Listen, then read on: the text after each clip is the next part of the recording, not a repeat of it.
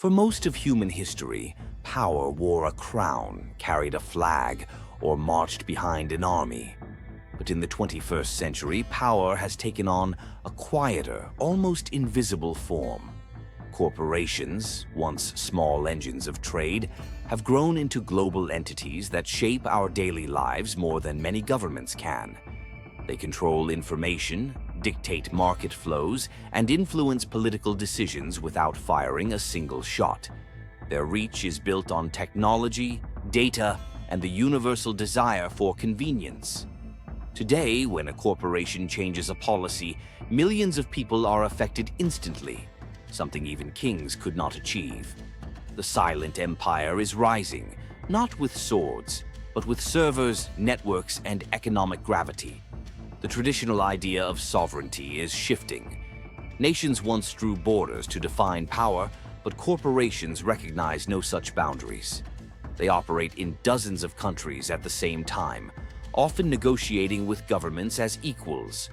Their wealth can exceed national budgets, their influence can reshape laws, and their platforms can become the digital streets where modern societies live and communicate. As states struggle with slow bureaucracy and political conflict, corporations thrive on speed and efficiency. They fill gaps where governments fail, offering services from communication to transportation, sometimes even security. This raises a difficult question.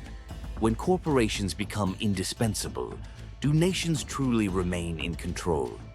Some corporations wield a kind of economic gravity, an invisible force that pulls markets, governments, and consumers into their orbit. When they shift direction, industries rise or collapse overnight. Their supply chains span continents, and their decisions reshape labor, technology, and even cultural norms. Unlike nations that depend on taxes and elections, corporations depend on innovation, data, and global demand. Their influence grows not through law, but through necessity. People can ignore politics for a day, but they cannot ignore the digital tools, platforms, and products that structure modern life. This dependence creates a subtle form of power that rarely makes headlines but affects billions every day.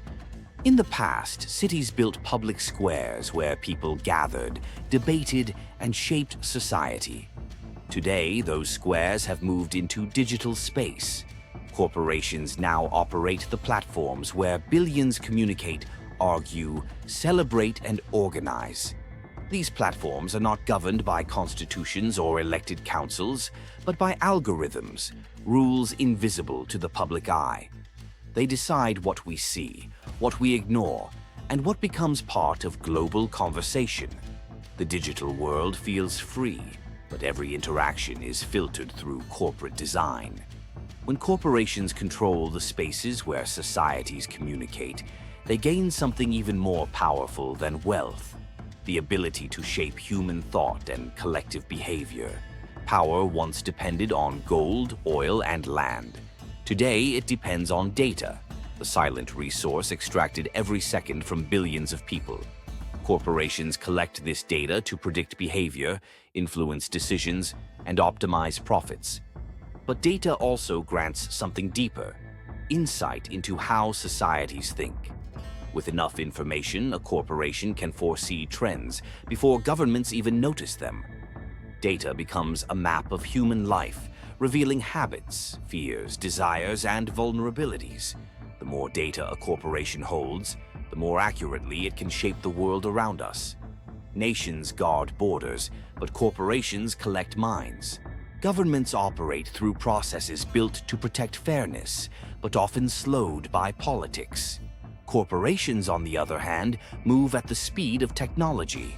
They launch innovations faster than laws can regulate them, creating a constant gap between progress and control.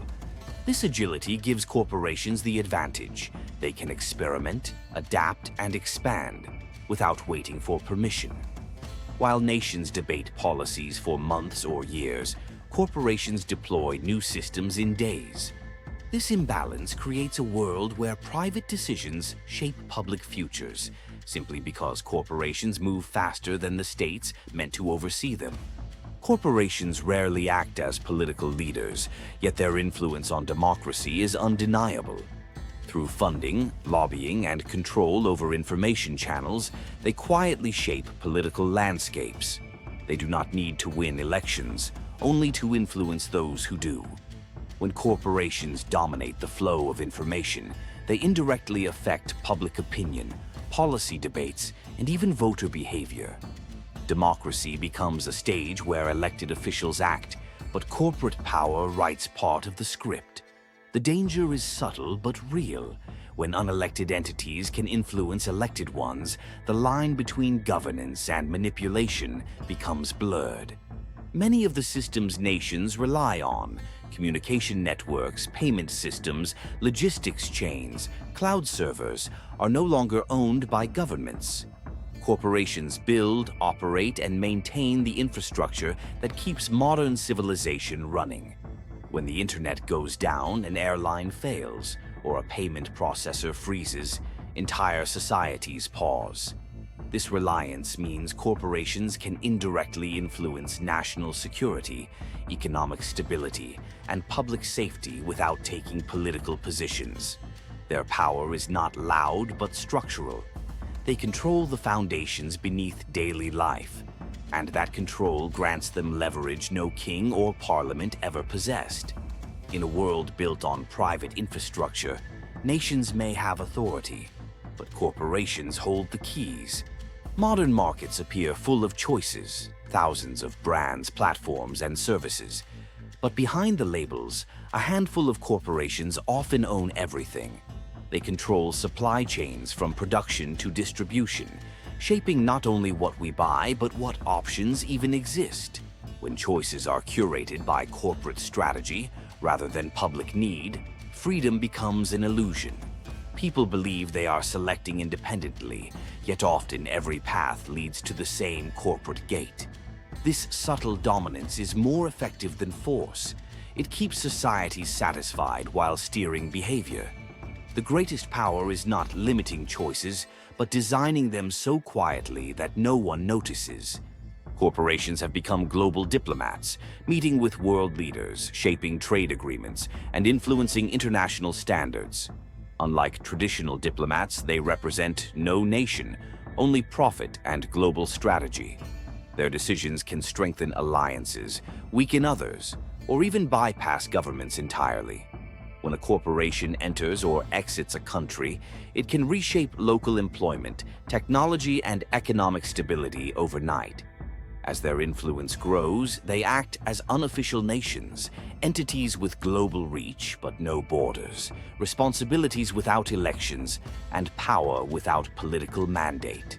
The question becomes, who negotiates for the people when corporations negotiate for the world? Some corporations reach a scale where failure becomes unthinkable. Their collapse would shake economies, disrupt global systems, and destabilize nations. Governments, once the ultimate authority, now find themselves protecting the very corporations they were meant to regulate. This dependency gives corporations an unparalleled shield, immunity through importance. When an institution becomes too big to challenge, it escapes consequences that ordinary people and small businesses must face. Power becomes self-protecting, and accountability fades. The world enters a paradox where the entities with the most influence are often the least constrained. The rise of corporate power is not destiny. It is a consequence of speed, technology, and global interdependence. Nations still possess tools, regulation, cooperation, education, and public awareness. But reclaiming control requires adaptation as fast as innovation itself. Governments must modernize, collaborate beyond borders, and recognize that the world's most powerful entities no longer carry flags. The future will be defined by balance. If corporations and nations coexist with shared responsibility, progress can flourish. But if power continues drifting toward private hands, the silent empire will only grow louder. Ultimately, the question is not whether corporations are stronger than nations, but whether nations can evolve quickly enough to remain relevant.